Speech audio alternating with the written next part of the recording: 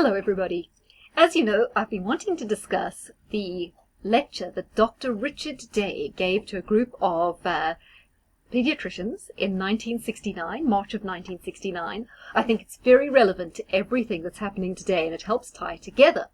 So why it's also relevant is Dr. Richard Day was a member of Planned Parenthood. Bill Gates Sr. was a member of Planned Parenthood, and there is a connection there to eugenics. But as I go through everything he discussed that day, you will see that nearly everything has played out. Now, some of the things played out quite a while ago. Some of the things have yet to play out, which tells us something important. The New World Order, or the elites, whatever you want to call them, the billionaires that pull the strings of what goes on in this planet, are way behind in their plan. He mentions numerous times that the thinking was in 1969 that this would all have been accomplished as we were going into the millennium. But as you know, it hasn't been. And yet, with this COVID-19 thing, there's been a big leap forward in achieving this. So instead of being so far behind, they've now kind of started to achieve quite a few of the things. So it's quite a long rigmarole. It's quite a long transcript. So I'm going to go through some of the highlights here, try and add a bit of context as well. This is actually the third time I'm recording it. Every time I recorded this, something went wrong. It's almost like it was jinxed, but I'm going to give it another go. I'm going to break it up into 3 parts, and I'll label them what exactly each part is covering. So, just to recap, this particular transcript that I'm going to be going through with you are the reminiscences made by Dr. Lawrence Dunnigan of a speech given on March the 20th, 1969 by Dr. Richard Day, an Illuminati insider. The tapes were recorded by Randy Engel, National Director of the U.S. Coalition for Life. So, what was it all about? Dr. Dunnigan said he attended a medical meeting on March the 20th, and it was during this meeting, it was kind of like a seminar stroke symposium, Dr. Richard Day made off-the-record remarks when he was addressing the Pittsburgh Pediatric Society. There were a whole lot of students and health professionals. They were going to be the future leaders in medicine and healthcare. So Dr. Day himself, he died in 1989. At the time, he was professor of pediatrics at Mount Sinai Medical School in New York, and he'd previously been the medical director of Planned Parenthood. So Planned Parenthood, euphemistic name, but it's really the Eugenics Society, an important branch of the New World Order, who kind of push their agenda through a network of NGOs, charities, think tanks, insiders, experts, etc. So what it demonstrates is that Dr. Day was definitely an insider. He was privy to this overarching plan of the elite group who seems to rule the Western world. As a lot of people say, they have branches in every country which are pushing the agenda, not only the West. The whole idea is to create world dictatorship. A lot of people refer to this global tyranny as the New World Order, and it will comprise a secular and a spiritual component, a one world government, and also a one world religion. It's basically a totalitarian world empire. So before he began his talk, Dr. Day asked everyone to turn off all tape recorders and not to take notes. So that kind of piqued Dr. Dunnigan's interest. He felt that the message was going to be important, so he kind of ignored that request. He made notes on a set of table napkins, and years later he wrote up the notes and he did these 3 tapes from which I am basing this broadcast. So that day, Dr. Day's remarks were essentially a reiteration of the secret agenda that's being followed by the global elite, and that includes the elimination of swathes of humanity, promoting ill health, promoting spurious medical treatments, at the same time suppressing effective treatments for diseases, deliberately introducing man-made pathogens, for example AIDS being one. They were definitely inspired by Charles Darwin and his evolution theory, natural selection. And the scientific basis of eugenics is kind of based around it. But eugenics is a dangerous science which envisages an ever-increasing spectrum between an elite racial group and a degenerate human stock, namely the masses. So don't we see that already? It's kind of the technocrats, the Silicon Valley elites, they're branching off in an entirely different direction, becoming increasingly detached from an economic standpoint and even a biological standpoint from the rest of us, because they're kind of embracing all this brain enhancement, almost becoming cyborgs, connecting their mind to computers to enhance their mind. So he went on to say that the German philosopher Friedrich Nietzsche, He was remembered for his concept of the superhuman, for his rejection of Christian values, and was one of the philosophical giants of this movement. So Dr. Day was an ardent atheist, and he was thus a spokesman for those who view human existence merely as an extension of the jungle, and whose self-appointed task is to safeguard what advances have been made to date by humans, epitomized by Western civilization. Their key aim is to eliminate weaknesses and degeneracy.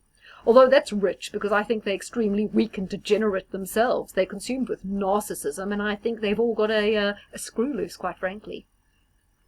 So Dr. Day spoke about organized medicine and its hidden agenda. He said the agenda of medicine was specifically to cull the world's population. He was also privy to the wider goals of those who were conspiring to bring about a new world order. And when he introduced his speech, he said he wouldn't have been able to say what he was about to say just a few years earlier. However, then, in 1969, he felt he was free to speak because he thought what had formerly been a closely guarded conspiracy was now akin to an open conspiracy. He felt that they were so close to achieving their plans that it wouldn't matter if it got out and if people knew. He also outlined the revolution in morals. He was talking how Western society would be shaken to its foundations, that a new world religion would be ushered in, a one world religion, and then he went on to give a summary of how other things would be used, like terrorism, to bring about a world government. He talked about population control, sexuality, euthanasia, the elimination of private doctors, suppression of cancer cures, accelerating the onset of puberty, education for indoctrination, promoting moral and social chaos, more people going to psychiatric asylums, social engineering, falsification of scientific research, use of surveillance devices, implants, televisions to monitor people's behavior, etc. But I will come to all those in more detail. So, on tape 1, the question: is there a power, a force, or a group of men organizing and redirecting change? Well, indeed, this guy, Dr. Richard Day, he wasn't looking from the outside in. He was rather looking from the inside out. He was definitely admitting that there was indeed an organized power, a force, a group of men who wielded just enough influence to determine major events, especially involving key countries around the world.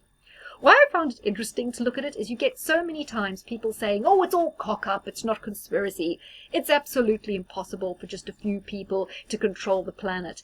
And I think that is so false and naive. When you look back to the speech in 1969 and how much they've achieved of it, you see that, of course, there's a plan that they're working to, and this plan was very definitely achievable.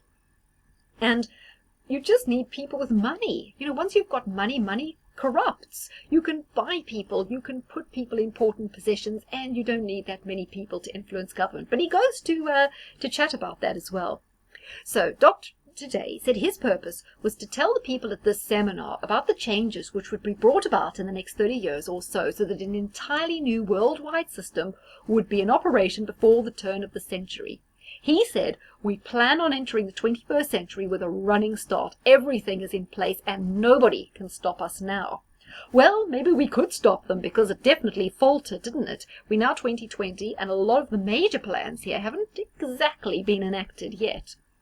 He said, some of you will think I'm talking about communism, but what I'm talking about is much bigger than communism.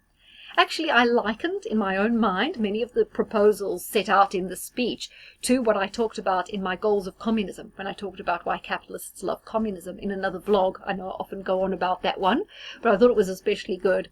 So there's definitely similarities between the goals of communism. But like he said, it would be foolish to think that it's just communism, because it is bigger than that. He indicated that there's a lot more cooperation between East and West than most people realize. I think we've begun to see that during the Clinton era with the whole Chinagate scandal. I think we realize that there has been a transfer of technology, even more recently with a scandal involving the Harvard professor and Wuhan, and the fact that the research into enhancing viruses was banned in the US, but it just merely shifted over to Wuhan. We know the Chinese control Hollywood. The Chinese control many universities, not Stanford, I hear, in America, but the Chinese have infiltrated America by design, and in many cases work hand in glove with certain of the Democrats and Republicans to undermine American interests. So indeed, I think that's totally clear. And I think back in 1969, it might have seemed more obscure, but now I think it's totally easy for people to buy into. I mean, look at Tim Cook, Apple being made over there, even in the UK, allowing them to do Huawei. I mean, it's totally controlled. I mean, I don't need to go on about that there. So he said that, the reason he's allowed to speak at this time is because everything is in place and nothing can stop us now. He went on to say that most people don't understand how governments operate, and even people in high positions in government don't really understand how and where decisions are made. I think that's absolutely true. It's become clear during this COVID crisis where decisions are being made. They're coming out of Imperial College from people like Neil Ferguson, funded by Gates, pushing his models. These models are using to tie the hands of government to, they're controlling the government by fear just as much as they're controlling the population. This has made us see that our government are powerless. They don't make decisions. They're totally kind of have the wool pulled over their eyes by these experts, because what is Boris Johnson an expert in? He studied classics, right? He can't possibly be an expert in medicine and engineering, in law even. So it's very easy for his advisors to hold sway over him. Who are these advisors? We don't know. There's no oversight. There's no accountability. No one really scrutinizes them, do they? He said that many people who really influence the decisions that are made in government are names that for the most part would be totally unfamiliar to people. He said these individuals might be known in their very specific field of expertise, but in the wider public, they don't know. They don't have a clue. They wouldn't know these people from a bar of soap. So the people who are pulling the strings are not the people that are out there visibly, that we can see, that we think we pay the salaries of, that we put the X in the box next to them. No way. So he went on to say that the people who make these decisions are not primarily in office. They are people who are prominent in their specific occupations or private positions. Now, this Dr. Day was a doctor of medicine. He was a former professor at a large Eastern university, and he was addressing a group of doctors of medicine, about 80 in number. So yes, his name indeed would have been recognized by those doctors, but no one wider. He said the changes that had been made and accomplished in the past 20 years are a little bit of a preview to what people are planning for the remainder of the century. And his idea in talking to these doctors was to get them ready for the change, kind of get them on board. So somewhere, again, like I say, he insisted that no one have a tape recorder, that no one takes notes or anything like that. And Dr. Dunnigan thought it was odd for a professor to make such a request. So something in his remarks suggested that there could be negative repercussions against him if it became widely known what he was about to say, even though he was going to spill the beans. Now, I'm not sure why. I think you always get that with people. You know how you get these prisoners, and when they're in a cell with another prisoner, they just can't help but boast about the people they killed, and that's how they get caught out. I think it's a psychopath. They're so high on their own ego. They sort of marinating in testosterone. They can't help but boast, and this is what kind of catches them out. So anyway, the remarks started to unfold, and Dr. Dunnigan said how outrageous the things were. He thought a lot of the stuff was utterly crazy and would never come to pass. But as the decades went on, he began to see that, wait a minute, these things are unfolding before my eyes. So one of the first things he talked about was change, and how people just have to get used to change. Change. People must expect change. They must live in a dynamic lifestyle, and there could be nothing that was solid, stable, and reliable anymore. Things had to be constantly changing. He said that in society, people should be rootless. They shouldn't have moorings. That is where the idea of mass immigration comes in, isn't it? Because if people are already running away from their hometowns and home countries because of economic reasons, cultural, social reasons, war, etc., they come to a new society, they have to adapt, they have to accept things, and they get used to change. Also, he talks about, well, as we know, increasingly people are nomadic. They aspire to live in many different places and aspire to be adaptable. So that's certainly been something that we've seen. Fewer people are tied to a particular place or culture, not always by kind of choice. In the Western world, in possibly Europe and America, it's often inspired by choice, and people just want to have different experiences. But people who are coming from other countries are often being driven away from where they came from for economic reasons. He went on to say something I thought was vital. This is Dr. Day. He said people don't ask the right questions. And he said it with almost a hint of regret, as if he was uneasy with what he was a part of, and he wished that people would challenge it and not be so trusting. I think that's absolutely key. We see that so vividly now with the COVID-19, that people are not curious enough. They're very trusting. They're not asking the right questions. They're often not asking, shall I say, any questions. And that's why when I looked at all the conflict of interest, that's part, I think, of asking the right questions. But we need to do a lot more of it, and to a wider degree. He said that there would be a difference between the real and the stated goals. Isn't that similar to what Hillary was caught out saying as well? She said something about there's kind of the stuff you say to people at rallies, and then there's the real stuff. She said something along those lines. So he said everything has two purposes. One is the ostensible purpose, which will make it acceptable to people, and the second is the real purpose, which would further the goals of establishing the new system and having it. I think we see that with COVID and the lockdown. The ostensible goal is stay safe, stay well, stop the virus spreading. But what's the real goal? It's Agenda 21. It's the microchip, getting rid of cash, pushing people towards a much more controlled society. You know, why would you want an app on your phone? Ostensibly, it's to help you avoid people who have coronavirus, or alert you to when you're entering a hotspot. That's the ostensible reason. The real reason is getting people used to have their movements tracked. You know, don't overbuy at the supermarket. The ostensible reason is, you shouldn't be making unnecessary journeys. The real reason, getting people ready for rationing, right? So he went on to say, yeah, as I say, everything has two purposes, the real and the stated goal. Now, a huge element of his speech was population control, but I want to gloss over it because a lot of it isn't particularly interesting. He said people would need permission to have babies. Okay, that happened in China, hasn't happened in the Western world at all. He was talking about a state where people would be only allowed to have 2 children, possibly 3 in exceptional circumstances. He said people should begin to have sex for sex's sake, and reproduction should be totally separated from sex. Okay, that could just be something that was going to happen anyway due to progress and changing social attitudes. There you go. He talked about contraception universally available to all. Great. He said sex education would be a tool of world government. He said the purpose of sex education was to get kids interested early and making the connection between fun and sex and the need for contraception, so that that would be a theme that would continue. I think wider than that, we can see today that government is still using sex education, like with drag queen story time, and kind of introducing kids to what some people regard as inappropriate levels of sexual education earlier and earlier and earlier. There's an agenda going on there. So I think that could be part of another agenda which he talked about, is removing the difference between boys and girls. I think they want to get rid of all differences, just to make people a huge blob who can't identify with anything. I think where you draw strength is where you can be proud of what you are. So you might identify with yourself. I'm proud of being a woman. Maybe you're proud of being British or American or Irish or whatever. You may be proud of what religion you are, but they need to get rid of anything you identify with, down to your sexuality, where there's no such thing as gender anymore.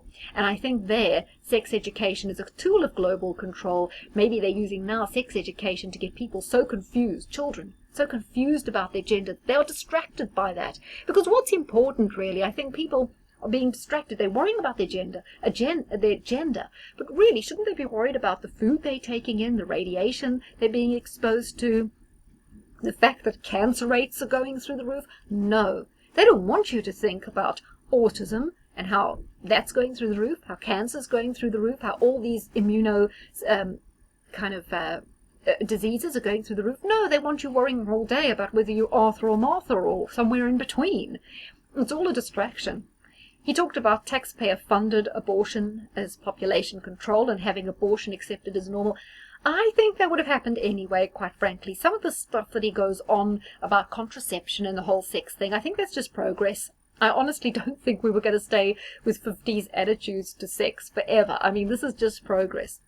He talked about encouraging homosexuality and having just a kind of anything goes wild, kind of hedonistic sexual thing for all persuasions. It doesn't matter if you're gay, straight, you should be wild. he talked about that as being a tool. I can see how that controls people, because you want people distracted, and sex is a fantastic distraction.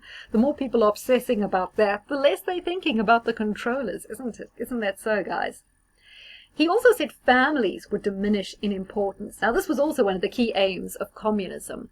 He talked about divorce being made easier, and he talked about an attitude where people would enter marriage as kind of a phase. So, yeah, we're going to get married, but we don't expect it to last forever. Maybe in 5 years we'll get divorced and then we'll get married again. So through our life we'll have multiple marriages, hen nights. Maybe we'll have, marriages to a man, then to a woman. It's all about experimenting and having various experiences. The family doesn't exist kind of thing. He also talked about the fact that more in cases both parents would have to work, which meant kids would be raised by the state or by nannies. So therefore they break that important link between the parent and the child, because the state really wants to get the child as soon as possible. You know how in communism it's all about nurture, not nature. It's all about give me the man and I'll show you the adult. So the sooner the state or a stranger can get control of your child and start brainwashing, the sooner those children become a tool of the state, a sheep. And parents do have an amazing influence on their children. I mean, parents are your biggest role models, and they're your biggest influence. So if your parents aren't influencing you, then your teachers are, and the government are, and they're molding them in the direction they want. He also talks about how travel would become so desirable, but that everyone would be traveling for their job. Have you noticed now that whatever job you go for, the key aim is, does this job involve travel? Oh gosh, heck with that, I'm not doing a job if it doesn't involve travel. Everything from being a hairdresser to doing nails, to being a lawyer, to being an accountant, whatever it is, travel has to be involved these days. And he said, okay, I mean, that's quite fun. I suppose a lot of people want that, but it certainly isn't conducive to family life, because when husbands and wives are spending all their time apart, far more opportunity for infidelity. I mean, what happens on business trips? Hey, girls, a lot of people are going to play away. Not conducive to family life and to the family bond. So all this kind of feeds in to the destruction of the family, along with easier divorce laws, etc. And with people being regularly transferred, that also breaks up marriages, because if one partner's really settled in an area, they may not want to be transferred somewhere else. Very important, because this comes up again with this COVID, are the do not resuscitate and the do not intubate orders at the bottom of beds. So he goes to talk about euthanasia and the demise pill. The idea was that everyone has a right to live only so long, and that the old are no longer useful, they become a burden, and they should be kind of encouraged to take a demise pill. And it could be all very nice. There could be a little ceremony, and then they take the pill, and then they shuffle off this mortal coil. He actually said there was an agenda to make the world hostile to older people. So everything would be written in tiny letters to make it hard for them to read. Traffic would become more and more hectic, so people would feel intimidated out of driving. And that was all to encourage certain people to feel that, their time had passed, and maybe it was just time to give up the ghosts. As I say, you often hear about these do not intubate, do not resuscitate, this kind of triage mentality where, the old people are going to be sacrificed. He also went on to talk about affordable medical care and saying, well, this really applies to the US rather than to the UK, but how your medical care is closely tied to your employment. So as long as you're employed, not really self-employed, but for a big company, you're guaranteed of having that medical treatment and your medical aid and your bills covered. But as soon as you're retired, or maybe you are unemployed, or you are self-employed and you can't afford that cover, then you have less access to medical care. So what does that do? It makes sure that people stay employed with big companies rather, because it's safer, because you're getting that medical care, and it makes sure that people who are not contributing have less access to medical care and therefore are more likely to, obviously not survive illnesses. Or very, very, very manipulative. He also talks about, like the insurance company. If they pay for your hospital stay, they only pay about £300 or £400 for a bed. But if you pay privately or you pay independently, you're going to pay about $600. So it's always cheaper for the insurance company, and it's always much more expensive for an individual. So it just kind of gets everyone tied into that. He also talked about the need for ID. And he said it would start in small ways, like hospitals would demand ID, businesses would demand ID, but gradually everyone in all places. And this would be used to track humanity. Now, this is one where we see it's taken a long time to really roll this out. In certain countries, ID is a thing. Countries like the UK, it's not really a thing at the moment. You don't have to carry ID. You need it, of course, to get medical care in certain circumstances, but it's not as big. But another thing that this COVID is helping to introduce to us is the importance of being chipped, being monitored, having ID, having our vaccine passport to say we are kosher.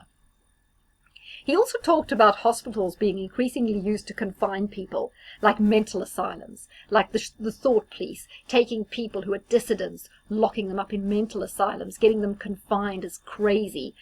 He said that was prevalent at the time in the Soviet Union, but it would become more prevalent in Western countries. They talked about the elimination of private doctors. Now, while this doesn't necessarily apply to the UK, let me read on and you'll see why it does have parallels. So he said doctors in general would be recognized as highly skilled technicians. Their jobs would change to include things like, for example, lethal injections and euthanasia. Dr. Day said doctors were making a lot more money, and he thought they should be like lawyers, where lawyers have to advertise and compete. The doctors should have to start advertising as well and competing with each other. But listen to this. He said doctors would become more and more employees, not independent contractors. And along with that, as employees, their allegiance would be to their employer. So whatever, to the insurance company, to the NHS, to whoever their employer is. And they would break the doctor-patient bond. So his primary allegiance is to his employer, because he's just an employee, and not to his patient. Therefore, the patient just becomes a number, someone to be hatched and dispatched. Someone who he can't spend too much time on because his employer wants productivity. So he would no longer serve the patient. He would serve his employer. I'm sure a lot of you guys can relate to that. The next topic was new and difficult to diagnose and untreatable diseases. So he said many new diseases would appear which had never been seen before and would be very difficult to diagnose and would be untreatable, at least for a long time. He didn't elaborate, but Dr. Dunnigan recalls that not long after this he heard about AIDS and that the penny immediately dropped. Then, and this was very important, suppressing cancer cures as a mean of population control. He said we can cure almost every cancer right now. Information is on a file in the Rockefeller Institute, and if it's ever decided that it should be released, it will be. But consider, if people stopped dying of cancer, how rapidly we would become overpopulated. And he went on to say the words, you may as well die of cancer as anything else. He said efforts at cancer treatment would be geared more towards comfort than cure. There was some statement that ultimately cancer cures hidden would probably come to light because independent researchers might bring them out, despite efforts to suppress them. But at least for the time being, he said letting people die of cancer was a good thing because it would slow down population growth. Now I found that quite chilling. Unfortunately, these independent investigators have never really got to the cures, but we do know that there are plenty out there. For one, the Cancer Act of 1930, which was written by Big Pharma, or with heavy influence from Big Pharma, make it impossible for cures to come about that are not emanating from Big Pharma. And indeed, I often get the feeling that in the United Kingdom, they create the impression that cancer is a lottery. They try and detach it from lifestyle, from vitamins, from personal choice, and they make it seem like, gee, it's just good old darn bad luck that you got it. They turn it into something like a lottery. And as much as you can hear adverts for raising money, it's always about raising awareness or about the treatment. It's never raising awareness of how to avoid it. And I note that while people are panicking day and night and are terrified of COVID, the fact that 1 in 33 used to get cancer and now 1 in 3 get it doesn't seem to disturb people at all. It's because the media drive panic, and they're driving no panic about that. I think that's something to be extremely concerned about, and we should be asking every day, what changed? What are we doing? Let's ask questions and get to the grips with this. This is an unacceptable situation, and yet people are so passive about it. They're almost accepting of their fate. It's like lambs to the slaughter. It's like they see it as an inevitability, and they're quite happy with it. And I think a lot of the television programs you watch these days, there's always got to be some morbid scene where someone's relative or some character's getting a diagnosis or dying of something. And I honestly think they kind of want to get people used to the idea that that'll happen. Instead of getting people angry about the causes, they want people to get accepting of the inevitabilities. And yes, he's quite right. It's all about comfort rather than cure. And I think a lot of you guys will relate to that. As I was talking, I've mentioned the excellent treatment GC Math, which is being totally suppressed, because the whole idea is to not only reduce population, but to profit massively from complex, long-winded, convoluted procedures, which in the main are unsuccessful. Continue listening to part 2